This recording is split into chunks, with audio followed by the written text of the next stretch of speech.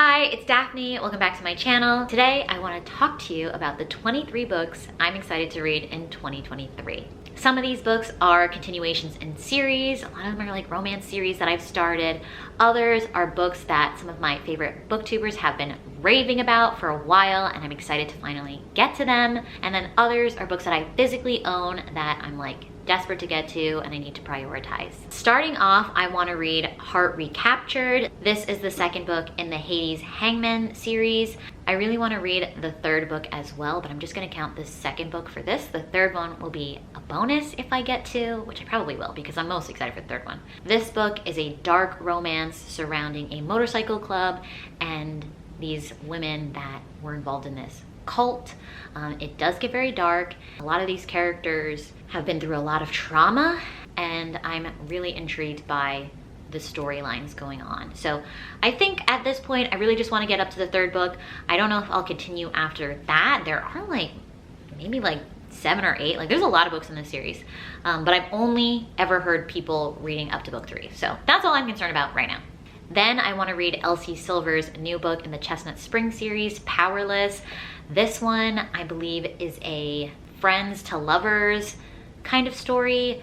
There's like a runaway bride, I believe, and maybe a hockey player if I'm like piecing the characters together based on what I know on the previous books. So I'm really excited to get to that too.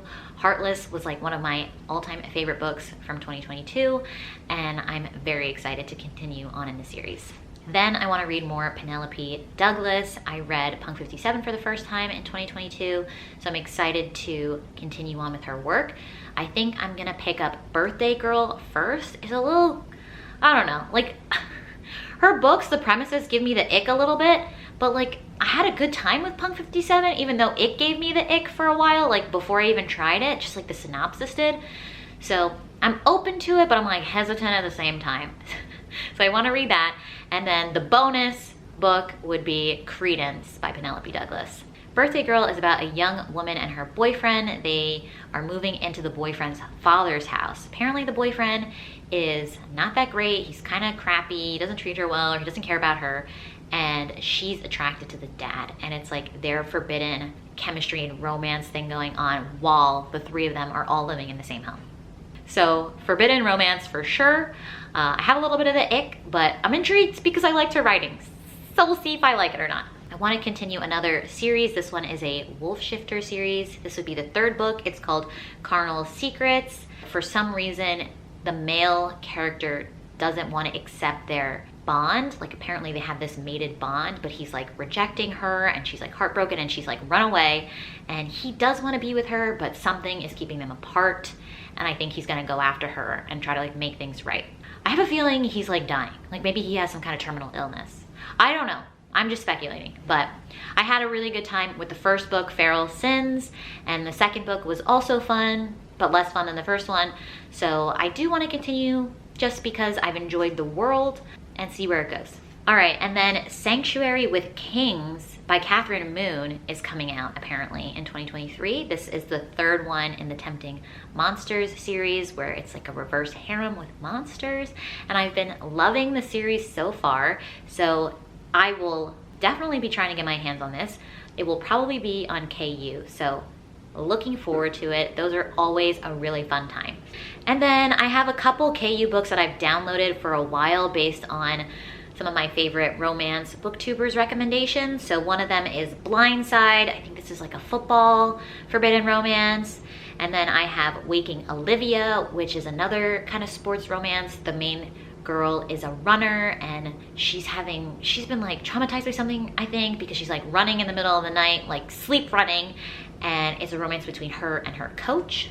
I know Jess from Peace Love Books has been obsessed with that book, so I'm very excited to get to it. And then I want to read Funny Feeling. This is another one that's been doing the circle for a while. The circuit, I don't know. It's about comedians. I've never read a comedian's romance before.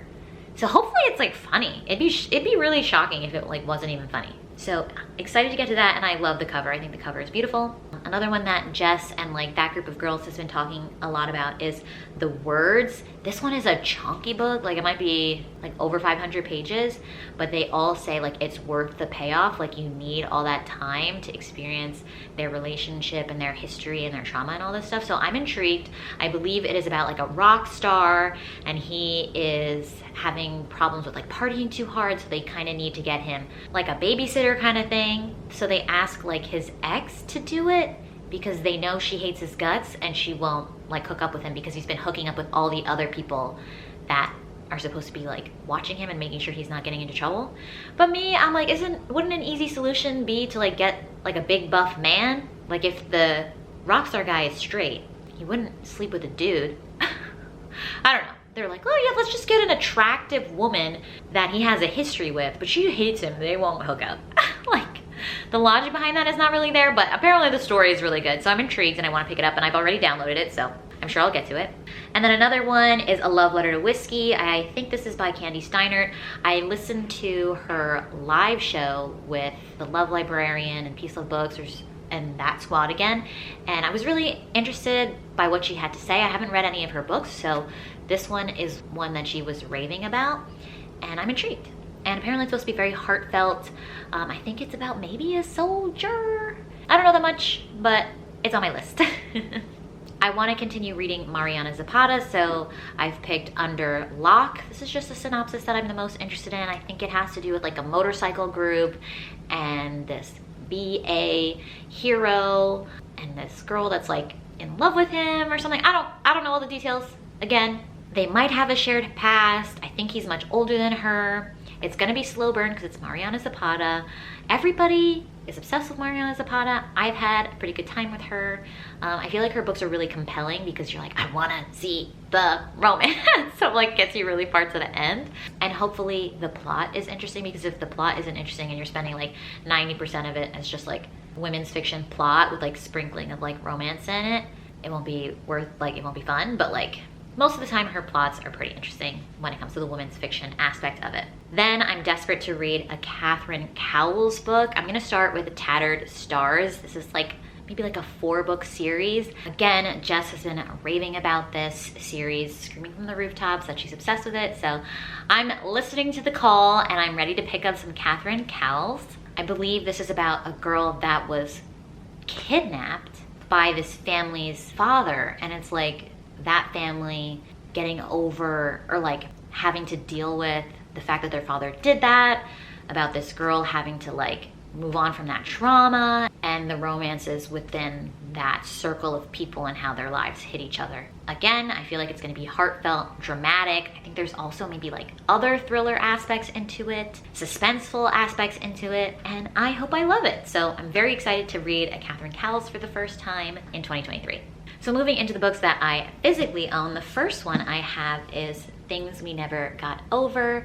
This one has been getting really good reviews too, I feel like. I had a gift card to Barnes & Noble, so this is the one I decided to pick up. I haven't been buying a lot of physical romances lately just because it's so much more enjoyable for me to read on my Kindle. I could have got it on KU, but I'm hoping I love it because it'll be great to have it stay in my physical collection. This is about twins. Apparently the one twin lives in this town and she's a bit of a menace to the community, and the other sister has come to like help her out for something, and she discovers that she has a niece she knew nothing about and that her twin sister has run off and disappeared, and now she has to take care of the niece, and everybody in the town thinks she's the crappy twin and it's her romance with some person she meets in the town. Apparently he's a bearded bad boy, a barber. Intrigued, very excited to get to this. I might pick this up soon. I did make my January TBR, but who knows what I'll actually end up reading. I'm so excited. Then I have Babel. So this is a bit of a drama. I got this when it released initially, which I think was back in October, and it's a signed copy too. I went to the release day event here in New York. Got to listen to R.F. Kuang talk about it. It was really cool to hear everything about her and her experience in academia and her experience writing this book and what it means to her and all that stuff. I like the message and the idea of this book. I'm 230 something pages in, which is not even halfway, like almost halfway. And I just had to put it down. I just had to put it down. It's just so dense. Like, I get that it's a dark academia, but the academia is heavy, heavy, heavy in this book. And I'm like, where is the adventure and like the conflict? I just needed more action. It's just so slow and dense, and I was struggling so hard, so I had to put it down. But I am gonna finish it in 2023. I don't think I'll start over unless like I really put it off. It's been like 2 months since I like was trying to read it, so it just depends on how much I forget, because I really don't want to start over, but I might have to, but I really hope not. Then I want to read Tomorrow and Tomorrow and Tomorrow. This was the best book of the year according to Book of the Month. It's gotten great reviews. It's about a pair of people, a man and a woman, that make a very successful video game together, and I think there's maybe hints of romance in it, but it's not necessarily a romance book, so I'm not holding my breath for a happily ever after. But I'm very intrigued because it's so well beloved and I have it, so I should read it in 2023. Another one I have is Dark Lover by J.R. Ward. This is a vampire romance. This was written in 2005. It's a very long series, and I picked this up on a whim at the Strand secondhand, but I've been seeing some other YouTubers, maybe like Becca and one other person, talking about picking this up soon, so I'm like extra intrigued. I'm like, ooh, let's all read it at the same time, so then I'll hear what they think and know exactly what they're talking about. So I do want to read this in 2023. It is like classic vampire romance, and I hope I'm obsessed with it, and if I am, I'll definitely continue the series.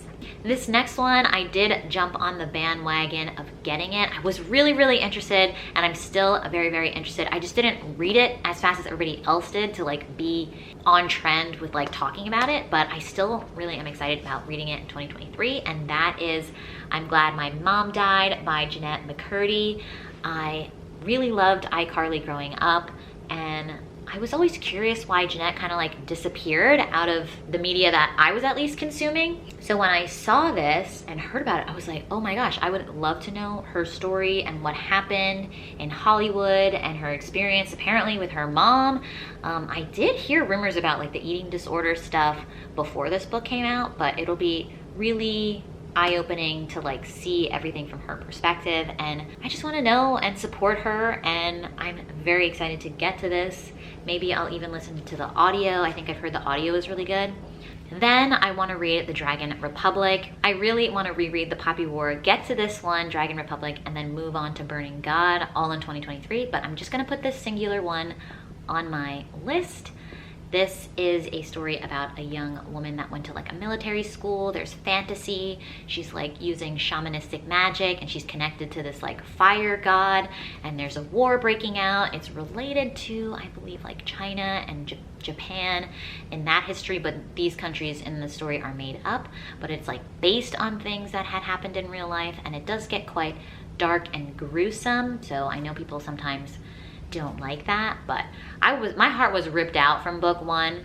I was like actually very angry at the main character, not because of like bad writing or anything, just because it made me feel so strongly about this great character making bad choices.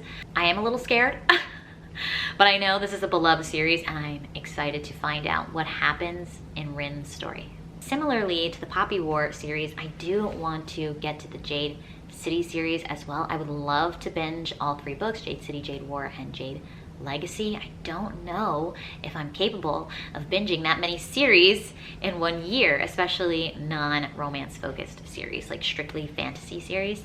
This is like a gangster style story, I believe, where the people in power are able to use magic through Jade, but now other less elite people in the society are able to harness this power, and it's like a shift in society. I think that's the gist of what I believe I understand of what the story is about, and I know there are many characters following maybe this family, and it spans many years over the series, maybe even generations. I'm not sure yet, but I'm excited to find out.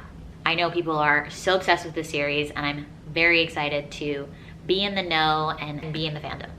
The next book I want to talk about is this one, American Royalty. I picked this up a couple months ago. This is a story about like a hip hop singer and a man within the royal family. He needs to hire someone for like a charity ball, and he thinks she's a duchess, but that's just like her stage name, and it's their romance. And it just sounds so fun, and I'm just excited to see like what shenanigans happen. And I also just am absolutely obsessed with this cover, and yes, I need to read this ASAP.